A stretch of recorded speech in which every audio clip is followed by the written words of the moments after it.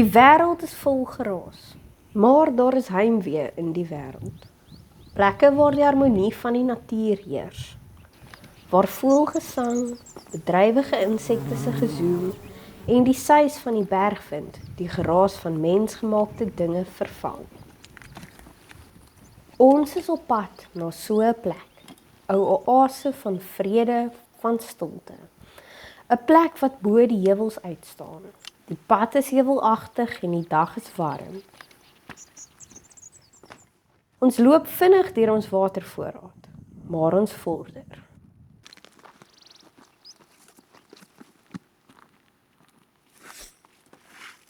Teen vroegmiddag is ons daar. Ons 2-seisoen tentjie en 'n grensstraat maak 'n nuttige sonskuiling. Daar wag ons die ure om tot die son se strale wegkwyn.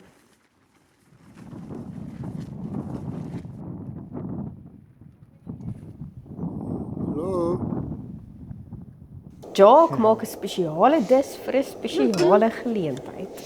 So vanaand eet ons 'n soutlose hoender sampioen met tagitali en chives en 'n spesialis kasie met room.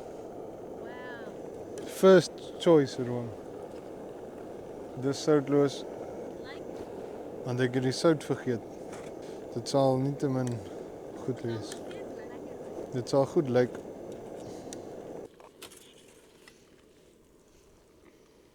Oei. Okay. Daar's genoeg kos. Okay, vat nog, hier kom nog. Er is nog genoeg kos.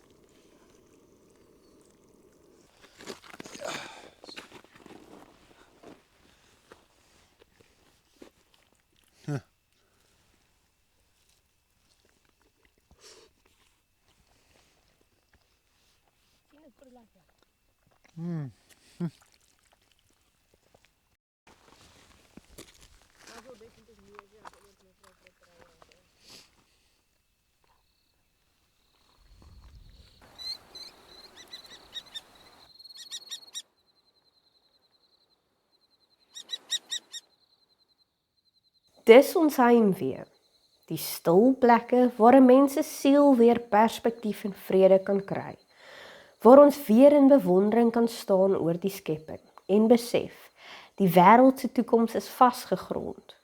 Oor al wat is, regeer hy en oor onreg triomfeer hy. Hy is die Here, die wêreldregter, die strenge saakbeslegter. Hy kom.